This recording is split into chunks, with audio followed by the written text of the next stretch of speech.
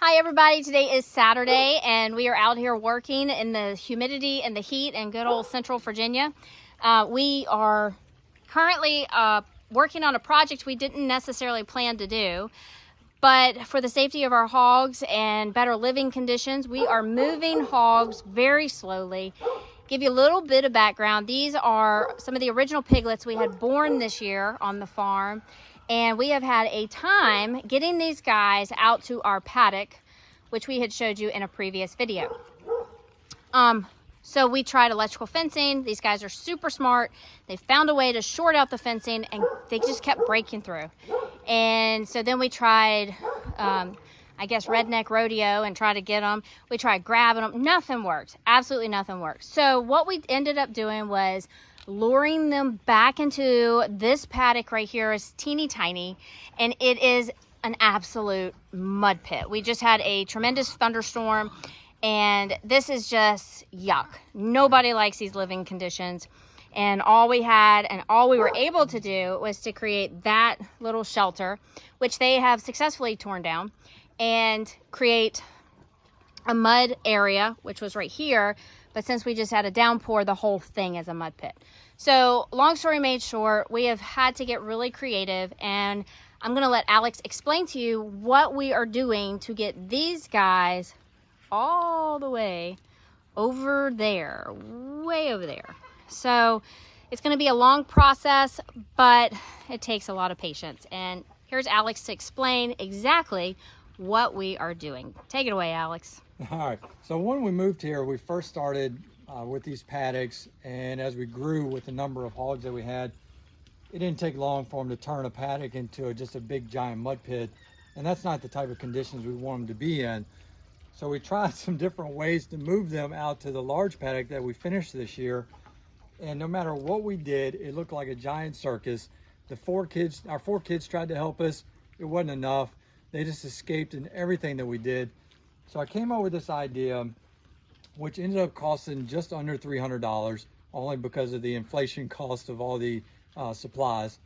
And I bought 4 hog panels, created a 16 by 16 paddock right here, with one I used over top as shade, because we wanted to have grass and we wanted to have shade from the really hot sun during the day. Plus we'll have we'll buy like a small kiddie pool to put them in, have water for them to drink. But we want to move them slowly out there to the paddock. So what I'll do next is I will buy 3 more hog panels and create another 16 by 16 paddock attached to this one.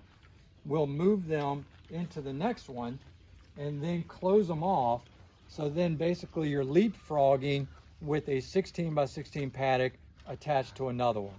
And so that way we can move them out into the field every 2 or 3 days and eventually get them over to the big paddock where we can get them into that. But by doing that, you already see that they just got in here and they're already tearing it up.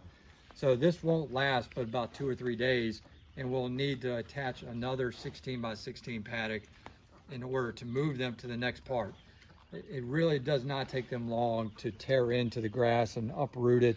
But the good thing is that all their poop, them uprooting it will allow the grass to grow back stronger, thicker, going back to that regenerative farming. This is what we want them to do. We want our fields to get better. We want our fields to get stronger. And this is all the research that we're doing. This is our idea of how we're going to do that, by moving these hogs out there to the field and out there to the paddock. How long do you think it'll take to get them from point A to point B? For us, it'll probably take anywhere from a month to 2 months to get them out there. And why is that? Well, if you're only doing 16 feet at a time, and we're only moving them every 2 or 3 days, it's going to take us a while before we ever get out there. But at the same time, we're giving them fresh grass, we're giving them dry ground, we're giving them shade, they're getting fresh water, and they're not living in this paddock back here where it's full of mud after a pour down rain like we had just a few minutes ago. Okay, awesome. All right, guys, there's one more shot of these little guys, and they are so happy. Normally we come to feed twice a day, and they are forever squealing at us because they do not like just having that right there.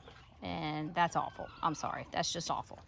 But we are so excited that these guys are getting some fresh grass, and they are very happy.